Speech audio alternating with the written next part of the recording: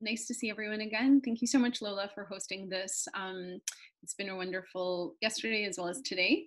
And I just want to thank the presenters who are speaking, as well as my wonderful panel, which is going to be on Paris, Old, New, and Deco. So first, I would like to introduce Jack Blaszkiewicz from Wayne State University, who's giving a paper on 19th century popular song and the invention of le nouveau Paris. Jack Blaszkiewicz is assistant professor of music history at Wayne State University in Detroit. His current book project, Fanfare for a City, Music and the Urban Imagination in 19th Century Paris, bridges music history, urban history, and sound studies to uncover how urbanization shaped musical life during the Second Empire.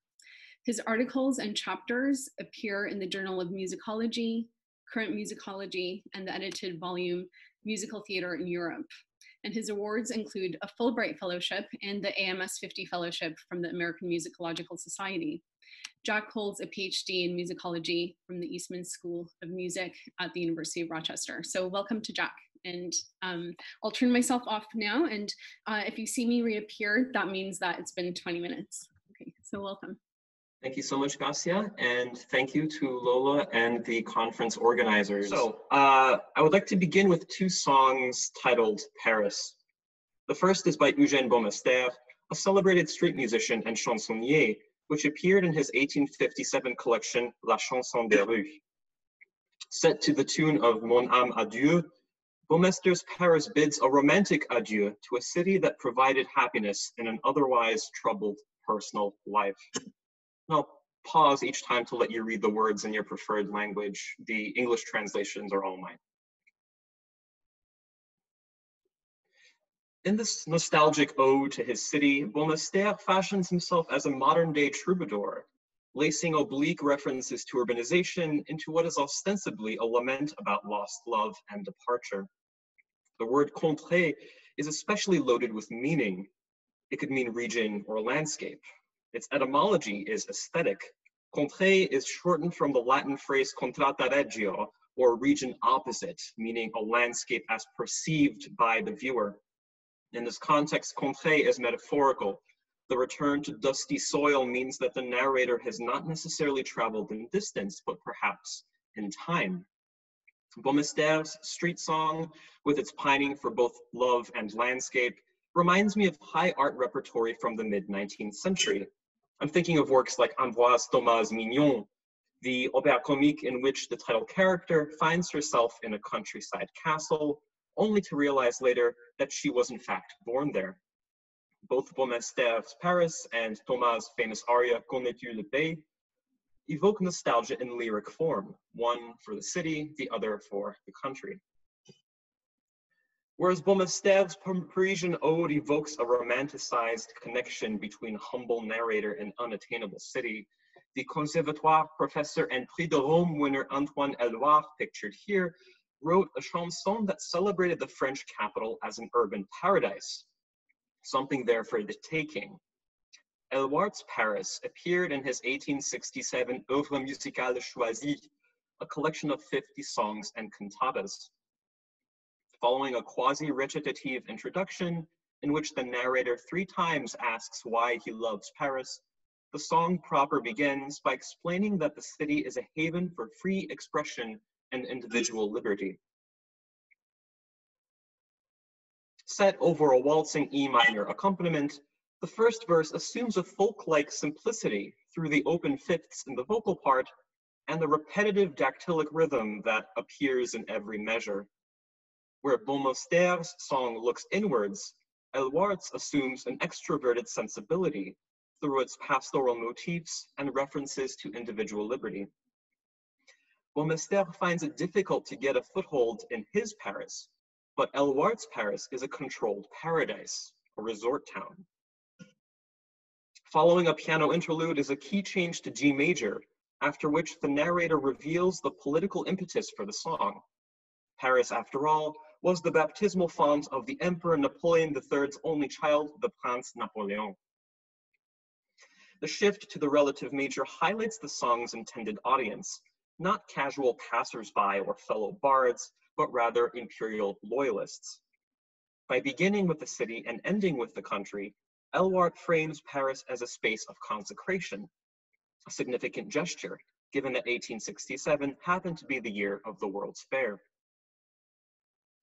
These two chansons by Boym and Elwart, both titled Paris, demonstrate the wildly different interpretations of what the city could signify. While Boym's street song oozes with personal nostalgia and struggle, Elwart's composition, the product of the conservatoire machine, focuses on themes of liberalism and imperialism. I begin with these songs written by two very different musicians to highlight the socioeconomic diversity of 19th century popular song. Although often considered as a cog in the wheel of the capitalist entertainment sector, popular song played a much broader role. It pervaded public and private urban space. It was patronized by workers and bourgeois. It was heard both outdoors and in cafes and theaters. It reflected conflicting ideologies, from romanticized socialism to classical liberalism to sycophantic imperialism. Chanson populaire, or chansonnette, mediated emerging social norms of the industrializing city, indicating how to walk, gaze, consume, and interact across socioeconomic lines. In short, how to be both modern and historic, individual and social. Songs about modern Paris flourished in the middlebrow market thanks to vivid lyrics, simple accompaniments, and the reuse of well-known tunes. At the same time, the ballooning popularity of nostalgic songs about working-class life was deemed a moral plague by Bonapartist commentators. The diversity of these songs raises a key question about urban modernity.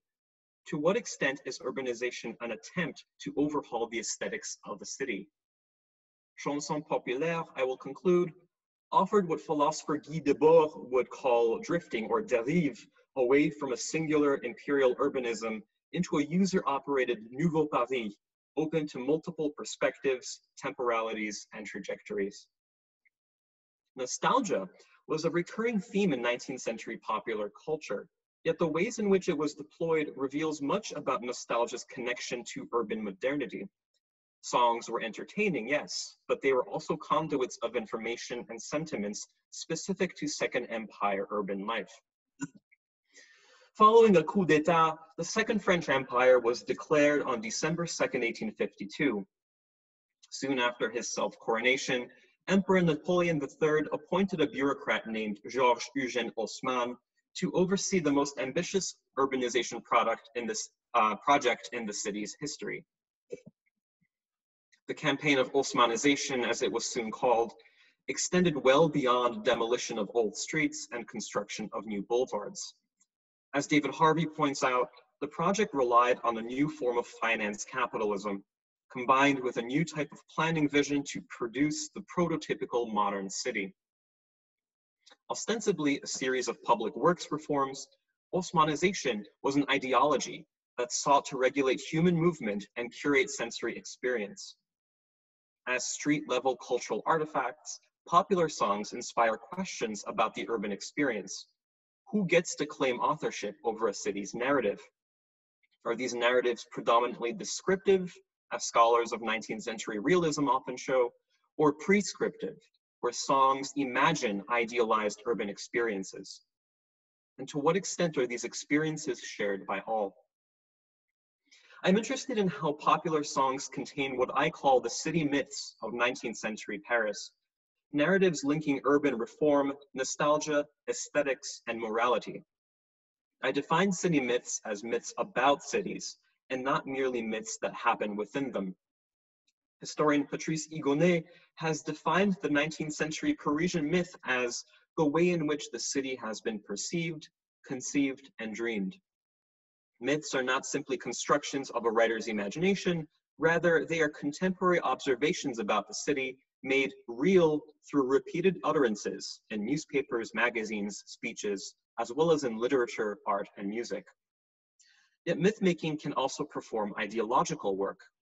David Harvey sees Haussmannization as a myth, not only because Haussmann took credit for projects begun by his predecessor Rambuteau, but also because the idea of urbanization as a radical break with the past was one of the pillars of the Second Empire's ideology. A city myth then accentuates the dominant discourses at a moment in a city's history. Within Parisian popular culture, nostalgia functioned as a city myth, insofar as it performed one temporality while implicitly critiquing another. Nostalgia, myth-making, and modernity are codependent. As an ideological device, nostalgia suggested that urbanization would vanquish any remaining echo of the old city. Yet nostalgia was also widely deployed by the Second Empire regime. Napoleon III had a penchant for statues, ceremonies, and celebrations of his uncle Napoleon Bonaparte, which resulted in the spectacular but short-lived national holiday of August 15th, known as the Saint Napoleon. Just as le nouveau Paris was an invention of Haussmann, and here I'm riffing on Hobsbawm's invention of tradition, which Cecilia discussed earlier, the urban past was also an invention, reinterpreted and repackaged for modern citizenry. For critics of aggressive modernization, nostalgia signified rupture from Republican sociability, something lost. For the regime, nostalgia signified continuity with a Bonapartist legacy, something revived. Svetlana Boym explains that nostalgia is a sentiment of loss and displacement, but it is also a romance with one's own fantasy. Boym notes that nostalgia is not necessarily anti-modern, but rather off-modern, by which she means a critique of both the modern fascination with newness and no less modern reinvention of tradition.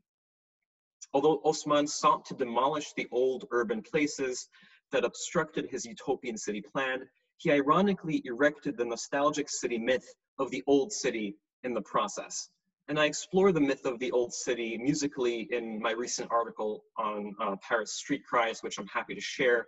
Also, Amy Boutin's wonderful book, City of Noise, discusses the subject at length from the perspective of poetry.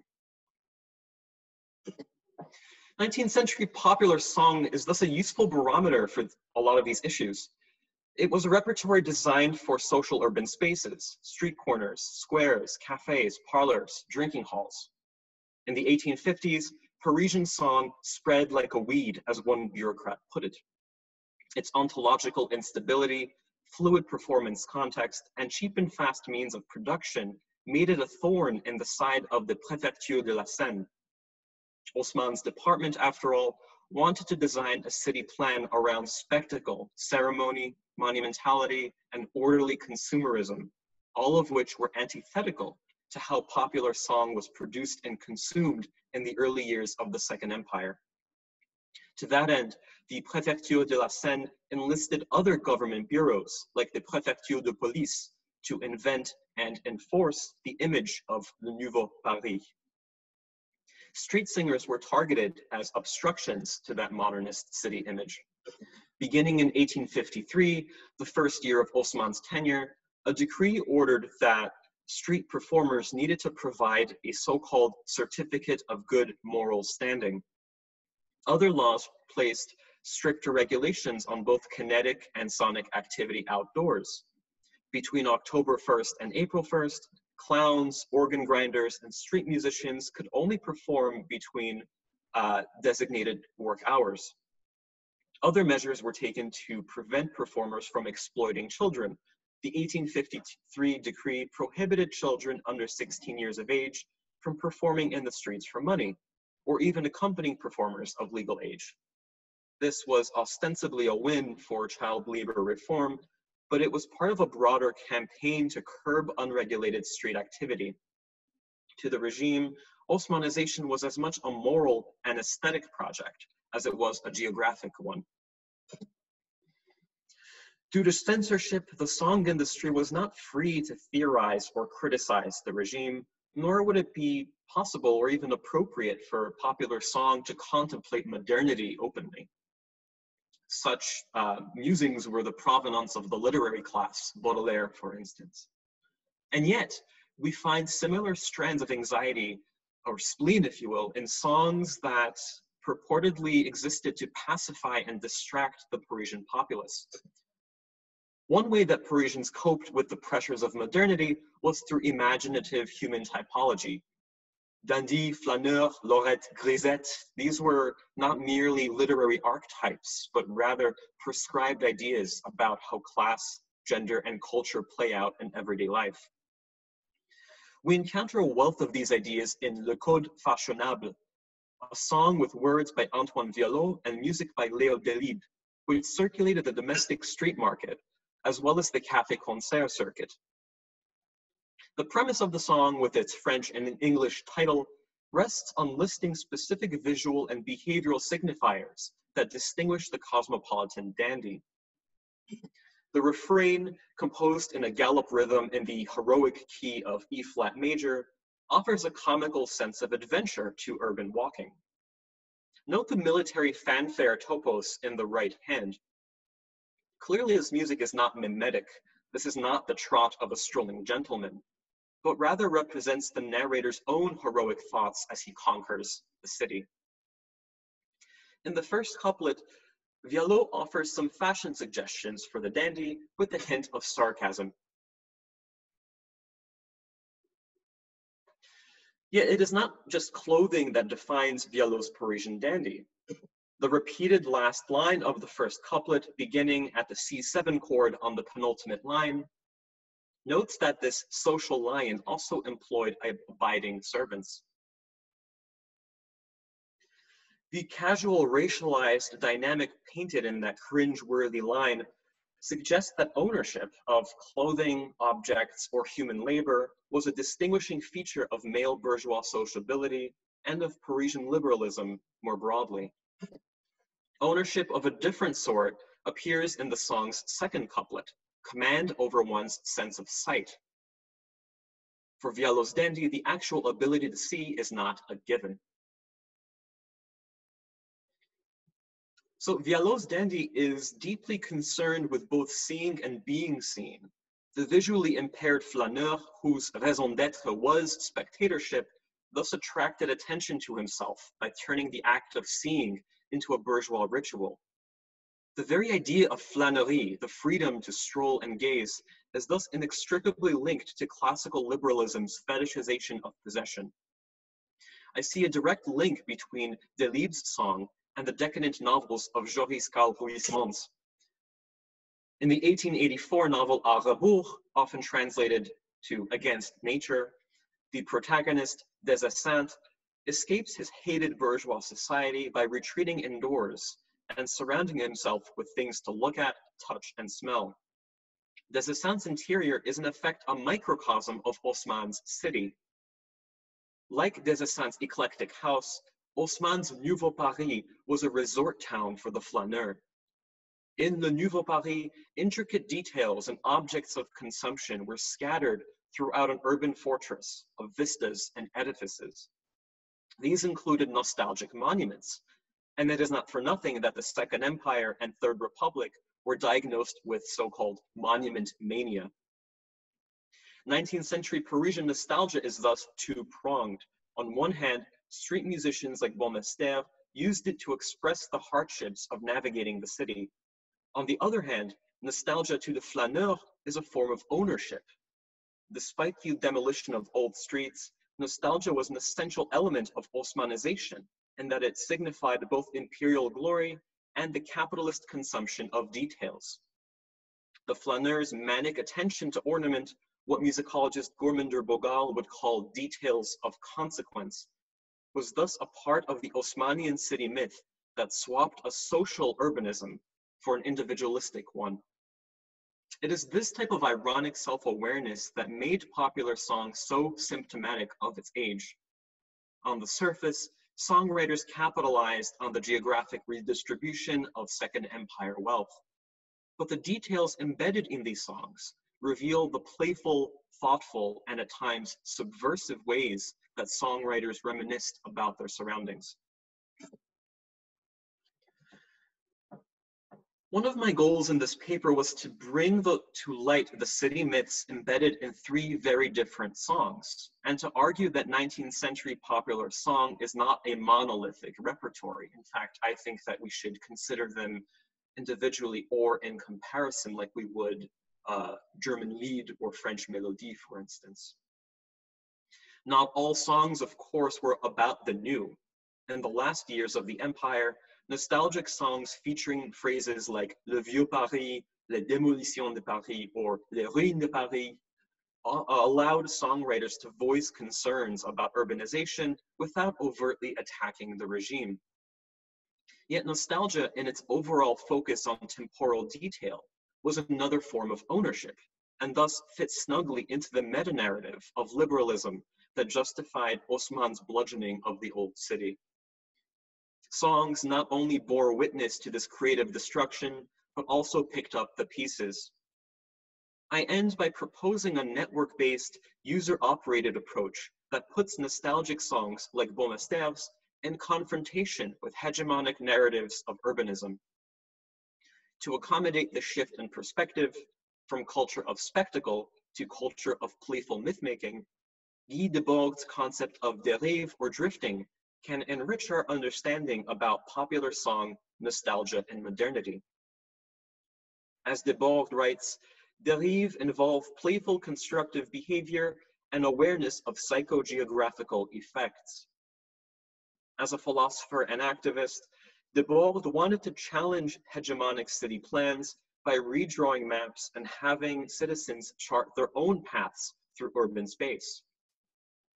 Just as dérive is the user's answer to spectacle, so too popular song offered a playful remapping of the urban environment. As we have seen, flânerie was a common topic in French popular song, and there are many more examples. I believe that this is because the flaneur captured a crucial city myth of Second Empire life, a blending of leisurely physicality with intellectual awareness of detail. Even the Boym and Elwart songs with which I began allude to a form of flânerie, as they processed the city both spatially and temporally. 19th-century popular songs were thus a form of sonic dérive, or what Aimé Bouton would call aural flânerie, as they allowed listeners to course freely through the city's pasts, presents, and futures. As Beaumester's Ode to Paris suggests, to reminisce about a city is to own it. Popular song offered Parisians diverse points of access into this changing urban environment. They also allow the modern-day historian to reframe 19th-century urban nostalgia as a playful mapping of time and space. Thank you. Thank you so much, Jack. I thought that was a really wonderful paper and very stimulating. So I think we've all really appreciated this. We already have a few questions in the chat bubble.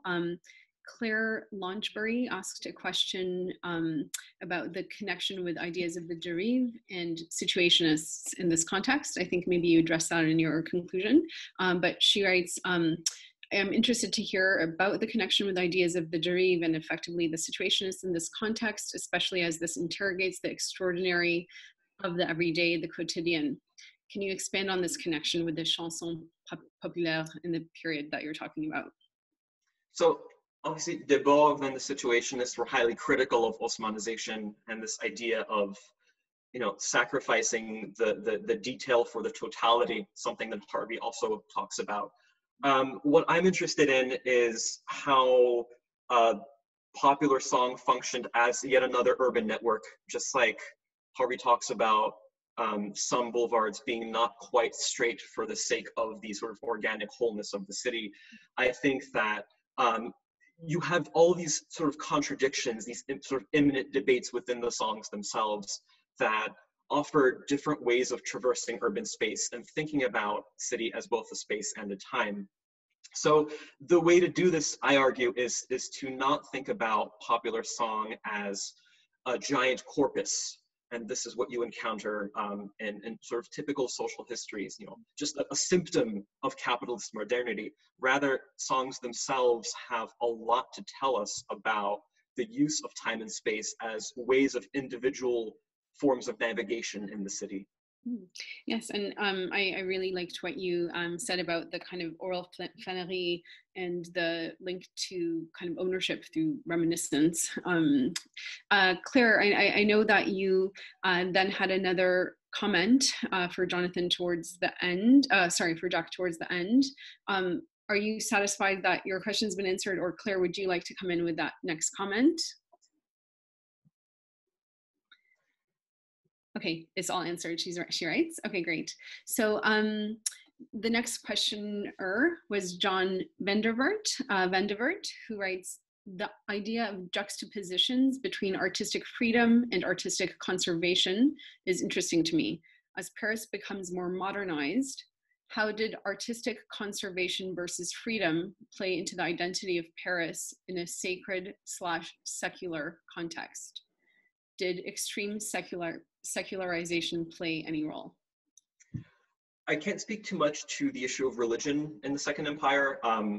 There are lots of great scholars who work on this subject. And honestly, you don't encounter a lot of religious topics in this repertory.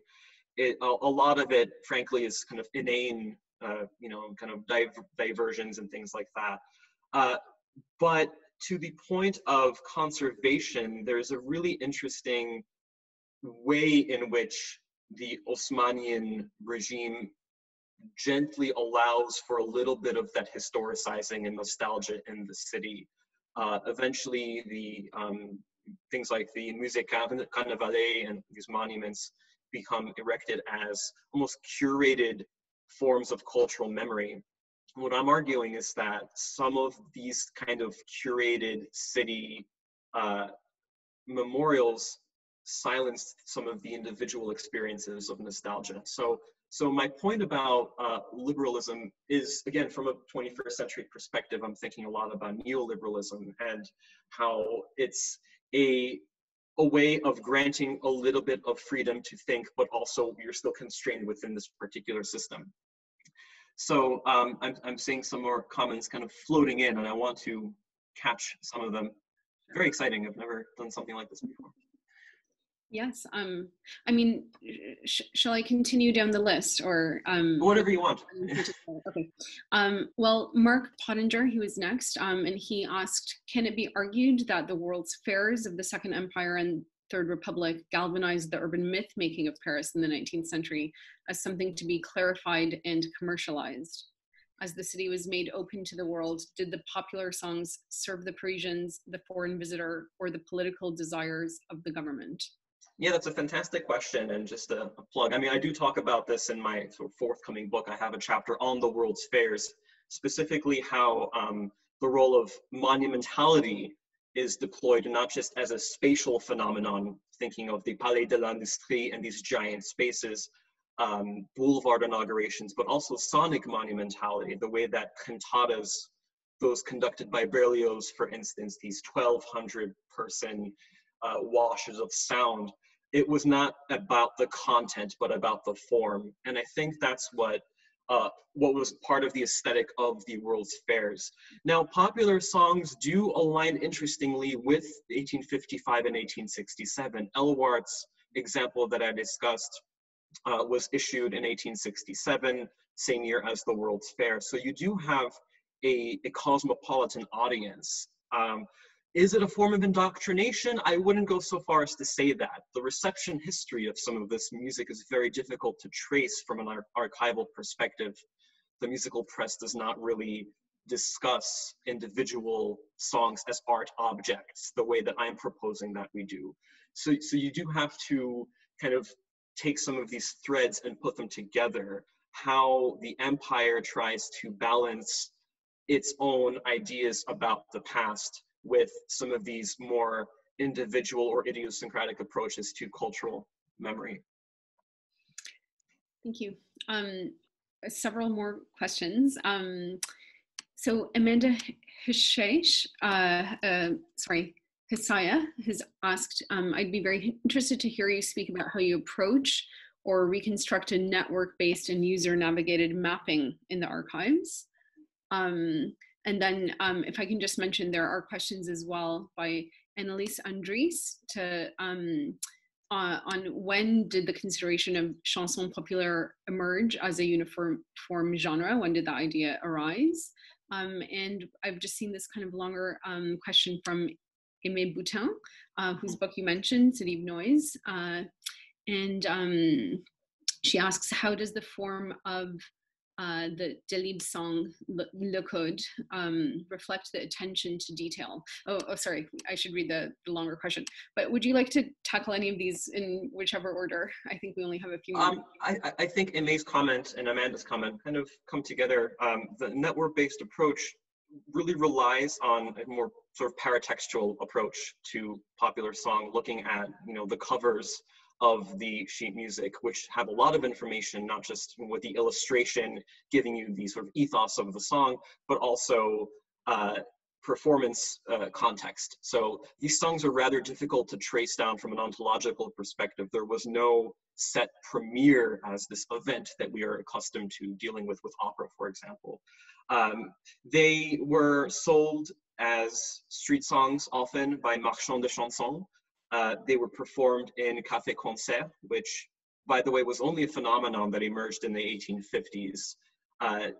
Those early café-concert were more social spaces where the repertoire would be determined and changed from day to day, and people would kind of float freely in and out of the café-concert, just to sort of pop in for a drink, hear a couple of songs, and leave. So it's difficult to reorient the way that we think about song performance, from moving from these more performative event-based approaches like with opera to this network-based approach. So what I'm trying to do in my broader project is to put together the places, the personnel, and the repertory. Songs are texts that give a lot of information in the lyrics. The music, as popular song, and a lot of it is adopted from previous melodies, so they don't allow for as close text music reading as melody or lied might. Again, this was not the point of them. To do that would not really do justice. I do find some interesting contradictions with the Delibes, for example, these thirds and sixths, which almost resemble a military fanfare depicting somebody who's strolling. So things like that kind of bring this repertory to life and allow for things like flânerie as topics to emerge in a new way, I think. That's brilliant. Thank you so much. There's a wonderful question, I should say, by Aimé Boutin, which I didn't quite represent, but it's in the chat bubble. And maybe, if you don't mind, Jack, if you could maybe answer that in the chat, sure. So we can go on for time. But thank you again. This was a really wonderful paper. And Great, thank you.